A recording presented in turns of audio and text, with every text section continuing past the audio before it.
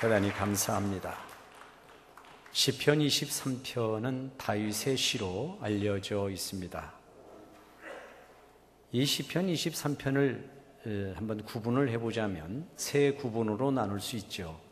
첫 번째는 하나님이 나의 목자가 되셔서 나의 모든 삶을 인도해 주신다라는 것이고요. 두 번째로는 그런 가운데서도 내가 사망의 음침한 골짜기를 가는 것 같은 시련과 곤란과 아픔과 어려움을 당하더라도 내가 놀라지 않는다. 왜? 그분이 나와 함께 하시기 때문이다 라는 고백이고요. 세 번째로는 그분이 원수들 앞에서 나를 높이 세워주신다. 내가 사람들로 인하여 부침을 당하고 힘들고 어렵고 그럴 때에도 그들 앞에서 나를 더 높이 세워주시는 하나님이다. 이렇게 세 구분으로 나누고 이 세 구분을 총정리해서 그러기 때문에 내가 결코 하나님을 떠나지 않고 그분 앞에서 영원히 살 것이다. 이렇게 고백하는 내용으로 되어 있습니다. 여호와가 나의 목자라고 하는 이 고백은 다윗이 첫 번째 한 고백은 아닙니다. 당시에도 하나님을 목자라고 묘사를 한 귀절들을 우리가 많이 보게 되고요. 또 목축업, 양치는 일들이 많이 있었기 때문에 하나님을 믿고 믿음 생활을 했던 그 시대 사람들이 아마 양을 치면서 하나님은 마치 목자와 같은 분이구나 라는 것을 많이 생각을 했을 겁니다. 그러니까 여호와는 나의 목자라고 하는 이 말은 다윗의 첫 번째 말이 아니라 당시에 믿음을 가진 사람들이 많이 썼던, 그런 특별히 목축업을 했던 하나님을 믿는 사람들은 많이 썼던 귀절입니다. 그런데 그럼에도 불구하고 여호와가 나의 목자라고 고백했던 이 말을 들어보면 이것은 아주 깊은 자기의 삶에 고백이 묻어 있음을 발견하게 되죠. 우리들도 하나님을 아버지라고 이렇게 고백을 합니다. 너무나 하나님 아버지라는 말이 이제 기도문에도 들어있고 생활 속에서 아버지라고 하는 말이 많이 있어서 그런지 몰라도 정말 그 아버지를 아버지라고 생각을 할까라고 하는 부분을 한번 좀 물어볼 필요가 있다 생각이 되어집니다. 당시 많은 사람들이 여호와를 목자라고 부르기도 했긴 했지만 이 다윗이 목자라고 부르는 이 말은 무게가 있어 보이는 이유가 있죠. 그것은 그의 삶이 정말 하나님을 목자로 삼고 살아갈 수밖에 없는 그의 삶이 묻어 있고 그런 고통의 세월 속에서 다윗이 나름대로 깨닫고 하나님 앞에 배웠던 것이기 때문에 다른 사람이 그냥 생각 없이 하나님 나의 아버지야, 하나님 목자셔, 하나님 날 지켜주셔 이렇게 얘기하는 것보다는 더 큰 의미와 더 큰 느낌을 가질 수 있는 그런 귀절이라고 볼 수가 있겠습니다. 다윗이라고 하는 사람은 어린 시절 목동의 일을 시작했습니다. 그의 형제들이 여럿이 있었습니다마는 그의 아버지조차도 다윗이라고 하는 막내 아들을 그렇게 대단히 평가를 하지 않았습니다. 그 당시 그 아들들, 나머지 아들들은 사울 왕, 당시 이스라엘 왕 밑에 들어가서 관직을 얻고 또 전투에 참가해서 지휘관이 될 정도로 인정을 받았던 형들입니다. 이스라엘 왕을 세우기 위하여 선지자가 다윗의 아버지 이새의 집에 와서 이새에게 말하기를 당신의 아들들을 다 데리고 오시오. 하나님께서 나에게 말씀하시기를 이 집에서 장차 왕이 될 사람이 나온다고 했으니 내가 그 사람 위에 안수를 하고 기름을 부어야 되겠소. 이렇게 얘기를 한 거죠. 근데 다윗의 아버지 이새가 아들들을 다 모았습니다. 아들들 다 모아놓고 이제 한 사람 한 사람 선지자가 그 아들들을 보는데 다 아닌 겁니다. 하나님께서 마음에 감동을 주는 아들들이 아니에요. 뭔가 누구 한 사람이라도 감동되면 당신이 머리 위에 기름을 붓고 안수를 할 텐데 장차 왕이 될 거라는 예언적인 그런 기도를 할 텐데 뜯어봐도 없는 겁니다. 그래서 너무나도 의아해서 이새에게 여기 당신의 아들들이 다 온 거요? 라고 얘기를 합니다. 그때 이새가 처음에는 다 왔습니다 라고 하다가 그때서야 비로소 들판에 나가 있는 다윗이 막내 아들이 생각납니다. 이럴 정도로 다윗은 그 집 안에서도 미미한 존재였고 그렇게 평가받는 인물이 되지 못했습니다. 그러나 진즉 다윗은 그 어떤 형들보다도 하나님을 어릴 때부터 경험했던 그런 사람입니다. 들판에 나가서 목동의 일을 합니다. 양떼를 데리고 풀 있는 곳을 찾아갑니다. 이스라엘에 가보신 분들 잘 아시겠지만 이스라엘은 대개 북쪽 이스라엘은 농토가 비옥하고 기름진 땅이지만 남쪽 이스라엘 지역은 상당히 황무지가 많습니다. 예루살렘 중심으로 한 곳이나 몇몇 곳을 제외하고는 대부분이 다 황무지입니다. 그렇기 때문에 목축을 했던 이 양떼를 몰고 있었던 사람들이 들판을 나가서 풀이 있는 곳, 물이 있는 곳을 찾아가는 것은 대단히 힘겹고 어려운 일이었습니다. 그러니까 어떤 때는 산악지대에서 목축을 하는 그런 목동들은 아침에 나갔다가 저녁에 오는 것이 대부분이었지만 산악지역이 아닌 다른 촌락에서 목동에 일을 하는 사람들은 한 번 양을 데리고 나가면은 며칠 또는 한 달 가까이를 그렇게 있다가 들어오곤 하는 겁니다. 그만큼 양들을 좋은 먹잇감을 찾아준다는 것이 황무지가 많은 이스라엘 지역에서는 대단히 힘겹고 고된 그런 일이었습니다. 그럴 때 여러분 생각을 해보세요. 이제 이 목동이 양떼들을 데리고 갑니다. 보통 양떼들이 70마리에서 100마리 사이고 한 떼가 그렇습니다. 양무리 한 떼가 보통 70마리에서 80마리고 꽉 채워지면 100마리의 한 떼를 한 무리라고 그렇게 부르는데 그 무리들을 데리고 갑니다. 보통 혼자 가는 것이 아니라 한 두 사람 정도가 이렇게 가고 앞에 서고 뒤에 서고 이렇게 가게 되는데 그 길이 상당히 힘든 길입니다. 낮에는 햇빛이 쨍쨍 내리쬐이고 밤에는 너무나도 온도의 변화가 심해서 추위에 떨을 정도로 그런 그 날씨이기 때문에 정말 양떼를 데리고 나간다는 것이 이게 참 힘든 일이고 또 그런 양떼들이 한 마리도 희생되지 않고 다치지 않고 그대로 데리고 돌아온다는 것도 이것도 정말 여간 마음을 쓰지 않고서는 어려운 일이었단 말이죠. 또 그것뿐이겠습니까? 이런 산골짜기라든가 풀섭에 이렇게 양떼를 데리고 가면 거기에 조그마한 굴 속에 있는 어떤 그 승냥이라든가 이리떼들인가 이런 것들이 나와가지고 양떼 새끼들을 이렇게 막 잡아가서 잡아먹고 그러니까 그것들을 또 감시하고 지켜야 되는 거죠. 그러니까 목동에 할 일이라고 하는 것이 이게 한두 가지가 아닙니다. 그럼 맹수들이 오면은 그 맹수들을 쫓아내는 일, 또 맹수가 또 큰 놈들이 오면은 맞서 싸워야 되는 일, 이런 많은 그 열악한 환경이 이 광야 지역의 목동들에게 있었던 겁니다. 이 어린 소년 이 다윗은 그런 그 오랜 세월 속에서 목동의 일을 하면서 그 위기 속에서 어려움 속에서 척박한 땅의 열악한 환경에서 자기가 믿는 하나님을 경험하는 기회를 갖게 되죠.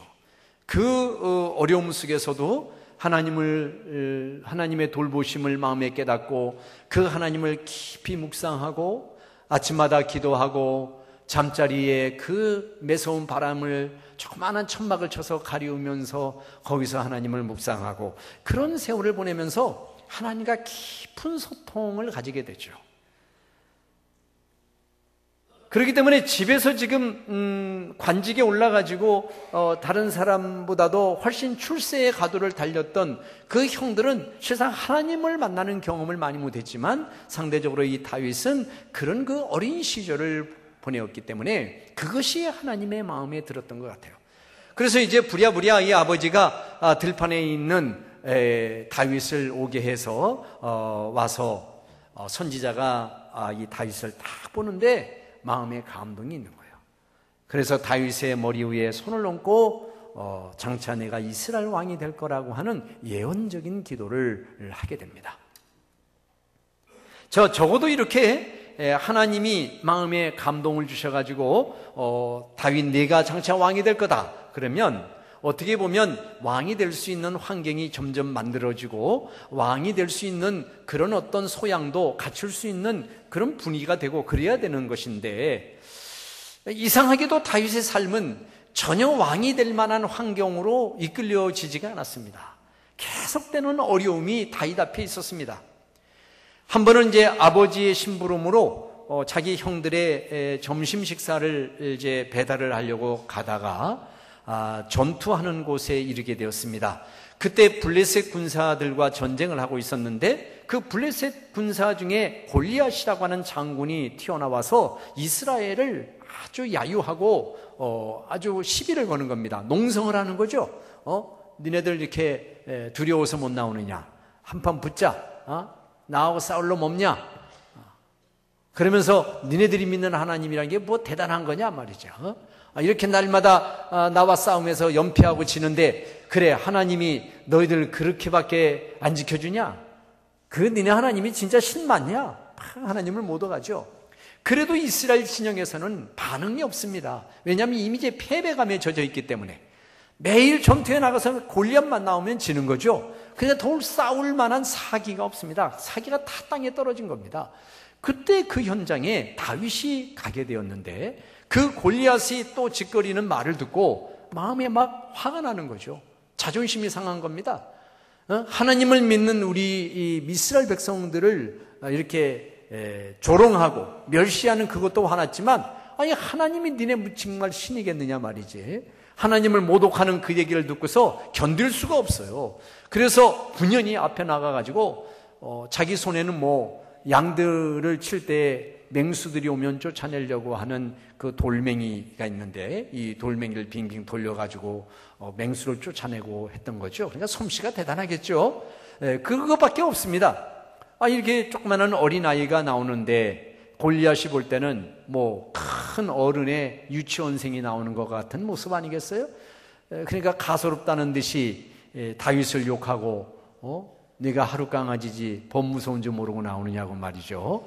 그렇게 하는데 다윗은 조금지도 흔들림이 없습니다. 그래 너는 네 말대로 네가 창칼을 의지하고 나오는지 모르지만 나는 네가 조롱하는 만군의 여호와 하나님의 이름으로 나는 나가겠다 하고서 그 돌멩이를 빙빙 돌려가지고 골리앗을 향해 던지는데 어쩌면 그렇게 솜씨가 좋은지 그 돌멩이가 정통으로 이 골리앗의 정수리를 맞추는 거예요.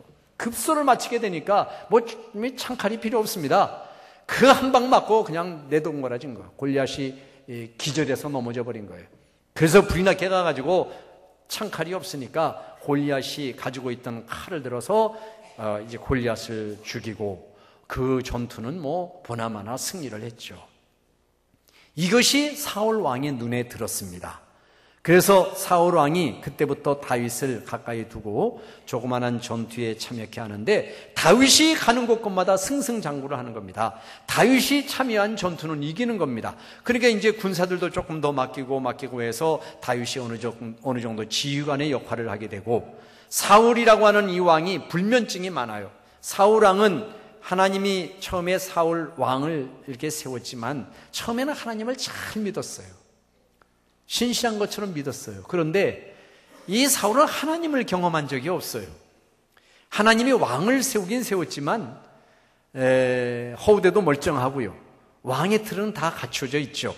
그런데 이 속에 있어야 할 것이 없어요. 하나님을 신뢰하는 마음이 없어요. 그러다 보니까 왕으로 세워졌지만 세월이 흐르면 흘러갈수록 자기 욕심껏 정치를 하고 하나님을 의지하지 않습니다. 엉망으로 하는 겁니다. 그런데 이제 다윗이 일반 전투에 나가서 다윗이 싸우고 돌아오면 이기니까 그 소문이 자자하게 백성들에게까지 알려지게 되니까 어린아이들조차도 노래를 지어서 부릅니다. 그래서 그 노래 가사 중에 어떤 가사가 있냐면 사울이 죽인 사람은 천천히고 다윗이 죽인 사람은 만만이다. 다윗이 잘 싸운다 그런 얘기죠. 근데 그 얘기가 궁중에 들어갔고 그 노래가 이제 사울의 귀에까지 들어간 겁니다. 사울이 불면증이 있어가지고 때로 이제 다윗을 불러가지고 가까이 두어서 노래를 불러라 연주를 해라 그러면 어쩌면 그렇게 다른 악사들이 와가지고 연주하는 것보다도 다윗이 연주하면 그렇게 마음이 평안한지 사울이 잠을 잘 자는 거예요. 그래서 기회가 있을 때마다 사울은 다윗을 불러가지고 한번 연주 한번 해 하고 누워있으면 자기도 모르게 스르르 잠이 들고 그랬단 말이에요. 그래서 이 사울이 다윗을 많이 아끼고 사랑해 주어요. 근데 이제 그런 동요 소리가 들리니까 사울이 죽인 사람은 천천히요, 다윗이 죽인 사람은 만만이라는 이 소리를 들으면서 왠지 이 다윗에 대하여서 다른 마음이 생기는 거예요. 아꼈던 마음이 시샘이 생기는 거죠. 질투가 나는 거죠.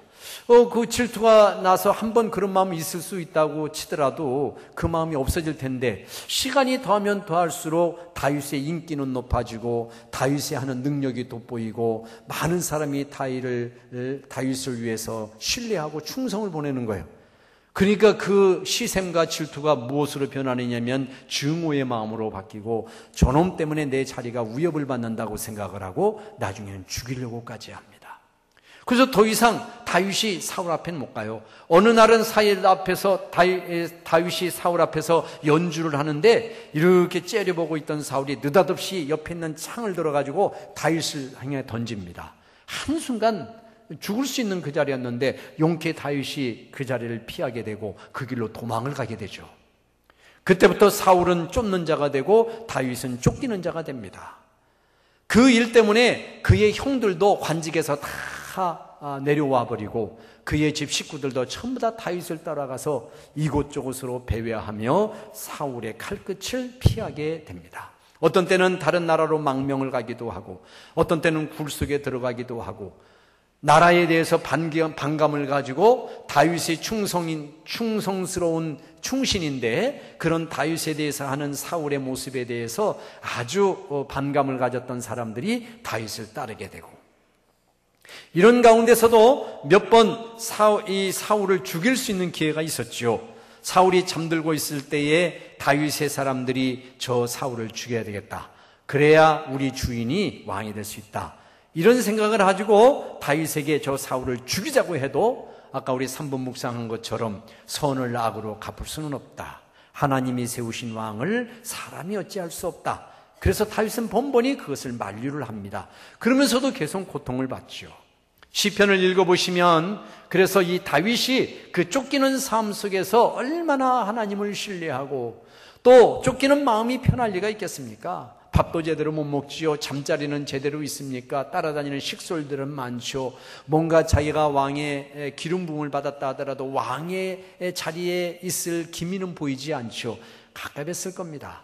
그럼에도 불구하고 그는 날마다 시편의 그 글을 통하여서, 기도를 통하여서 하나님 앞에 때로는 절박하게, 때로는 확신을 가지고, 때로는 의심하는 마음으로, 때로는 찬양하는 마음으로 다양한 시를 지면서 자기의 마음을 달래고 하나님이 함께 하심을 고백하는 그런 삶을 살아왔던 사람입니다. 그렇기 때문에 오늘 본문의 이 시편에서 여호와는 나의 목자라고 하는 이 고백이 그냥 나온 고백이 아니라는 거죠. 우리가 하나님을 하나님 아버지라고 부를 때 우리가 그냥 상투적으로 하나님 아버지 부르면 무슨 감흥이 있습니까? 살아계신 아버지 못하도 못한 그런 하나님이잖아요. 실상 우리의 삶 속에서 하나님 나의 아버지시요, 그분이 나의 아버지예요, 그분이 나의 하나님이요, 그러면 우리의 삶이 어떻게 돼야 되는 거예요? 달라져야 되는 거잖아요. 하나님을 아버지라고 부르는데요, 아버지를 모시듯이 하나님 앞에 쓰면은 신뢰가 가지고 안심이 되고 그래야 되는 거잖아요. 하나님이 나의 하나님이다, 나의 인생을 인도하시는 분이다 라고 그렇게 우리가 말한 대로 그렇게 느껴지면 우리의 삶의 모든 것들이 달라지잖아요. 정말 내려놓을 건 내려놓고, 내려놓아서는 안 될 것은 안 내려놓고 정말 하나님만을 바라봐야 되는 거 아니죠? 아닌가요? 그렇기 때문에 이 다윗의 이 여호와는 나의 목자라고 하는 이 고백이라는 것은 그냥 허튼 얘기가 아닙니다. 정말 그의 마음속에 절실하게 느꼈던 고백인 거예요. 자, 우리가 이제 신앙생활을 하면 두 가지의 스타일을 한번 우리가 가지고 신앙생활을 해야 돼요. 하나는 여유입니다. 여유로움. 또 하나는 절박함. 이 두 가지가 우리 신앙인들에게는 반드시 있어야 됩니다. 여유로움이라고 하는 것은 조급함의 반대말입니다. 요즘 우리가 살아가는 삶의 하루의 생활을 보면 얼마나 바쁘고 또 쫓기고 조급한지 몰라요. 아이들도 그렇습니다. 아이들도 틈만 나면은 요즘 스마트폰 두드리고 말이죠. 거기에 빠져 있습니다. 잠시라도 그거 못 놓죠. 그거 꼭 들고 있어야 되죠. 어른이나 아이나 할 것 없습니다. 길을 가다 보면 다들 길 가면서도 이거 하고 있습니다. 뭐가 그렇게 마음의 여유가 없는지요.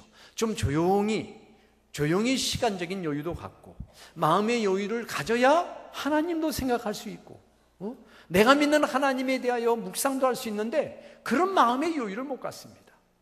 세상 내가 쫓기고 바쁜 그런 삶을 돌아보면 정말 내가 이게 쫓겨야 되는지, 이게 정말 내가 급한 일인지, 그거에 대한 그 판가름도 별로 없습니다. 자기도 모르는 새 그냥 바쁘게 사는 겁니다. 여러분, 그렇게 살아가는 삶에 어떻게 하나님에 대한 생각을 할 여유가 있겠어요? 하나님에 대한 마음을, 하나님에게 내 마음을 기울일 그런 여유가 뭐가 생기겠어요? 바쁘지도 않는 일에 바쁜데 말이죠. 그렇기 때문에 우리 신앙인들은 그 여유로움이 있어야 돼요. 하나님 앞에 내 시간을 드리는 여유, 하나님 앞에 내 마음을 잠시라도 붙일 수 있는 여유. 그 여유가 없으면, 이 여백이 없으면 절대 우리가 하나님 신뢰 못합니다. 하나님 나의 목자라는 고백 못해요. 아버지라고 목자라고 수천 번은 말해도 우리 마음으로는 그분을 그렇게 생각하지 않고 내 말한 것은 말한 대로, 내 마음 가는 것은 가는 대로 생활할 수밖에 없는 거예요. 두 번째로 필요한 것은 절박한 마음입니다. 다윗의 이 고백 속에는 절박함이 묻어 있습니다. 사망의 음침한 골짜기에 때로 내가 이른다 하더라도 그분이 나를 인도하실 것이라고 하는 이 확신은 그 사망의 음침한 골짜기에 있을 때의 그 절박함을 경험했기 때문에 나올 수 있는 고백이에요. 이 경험이 없으면은 이 고백이 나올 수가 없는 거죠.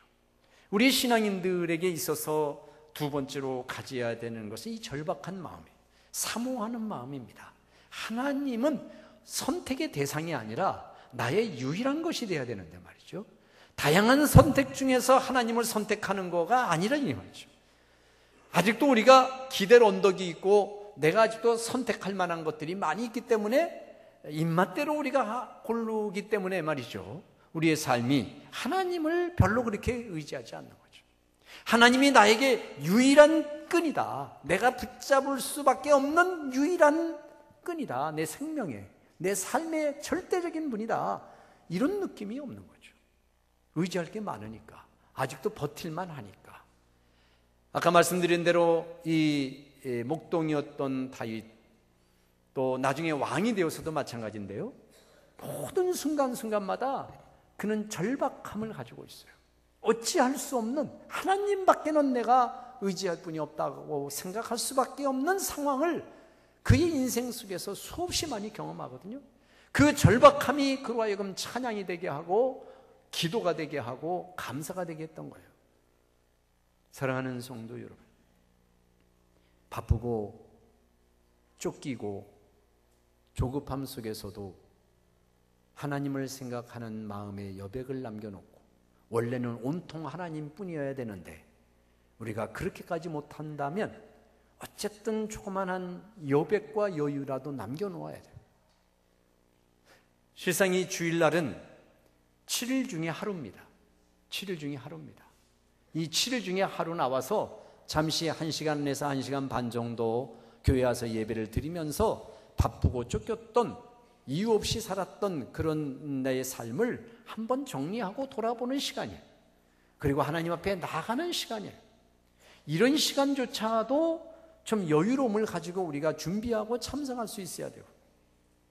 아무쪼록 이제 4월을 보내고 있는데 여러분의 입술에서 정말 하나님은 나의 목자라고 하는 고백이 나오기를 바라고, 그것이 우리의 입술에 간증과 고백이 되게 하기 위해서 마음의 여유를 가지시고 하나님을 향해 드릴 수 있는 마음의 여백을 꼭 뺏기지 마시고, 또 절박하고 사모한 심정으로 주님을 찾는 심령이 되셔서 언제나 그 하나님이 나를 인도하시고 나를 위하여 길을 예비해 주심을 경험하고 증거받는 삶을 살아가시기를 주의 이름으로 축원을 드립니다. 우리 다 같이 통성으로 하나님 앞에 기도하겠습니다. 오늘 주신 시편 23편의 말씀을 기억하면서 우리의 마음속에 새로운 결단의 기도를 드리도록 하겠습니다. 은혜로우신 아버지 하나님, 주의 은혜와 사랑을 진심으로 감사합니다. 여호와는 나의 목자시니, 여호와는 나의 목자시니, 여호와 하나님은 나의 하나님이시오 나의 아버지시라고 수없이 말하며 고백을 하지만, 나의 삶으로 그분을 아버지라고 인정하는지, 나의 삶으로 그를 나의 목자라고 인정하는지를 돌아보기를 원합니다. 아버지 하나님, 우리의 마음속에 당신의 신령한 은혜를 허락하여 주셔서 진실로 하나님을 나의 아버지로 모시고 살게 하시고 그분이 나의 삶을 이끌어가시는 목자로 삼고 살아갈 수 있도록 인도하여 주시기를 간절히 원하옵고 기도합니다. 은혜로우신 아버지 하나님, 저희들에게 은혜를 베풀어 주옵소서. 당신의 사랑을 우리에게 부어주시고 세상에 바쁘고 쫓기는 생활 가운데서도 하나님 앞에 드릴 수 있는 내 마음의 여백을 늘 남기게 하여 주시며 또 우리의 심령이 늘 절박한 심정으로 하나님만을 선택할 수 있는 마음을 허락하여 주셔서 힘들고 어려운 생활 속에서도 나의 삶을 이끌어 가시고 나의 삶을 예비하시고 나를 높이 세워주실 그 하나님 앞에 온전히 나가는 우리의 성도들 되게 하여 주시기를 원하옵고 기도합니다. 내 평생의 선하심과 인자하심이 반드시 나를 따르리니 내가 여호와 앞에 영원히 살리라고 하는 고백이 바로 나의 고백과 찬양이 되게 하여 주시옵소서. 예수님의 이름으로 기도하옵나이다. 아멘.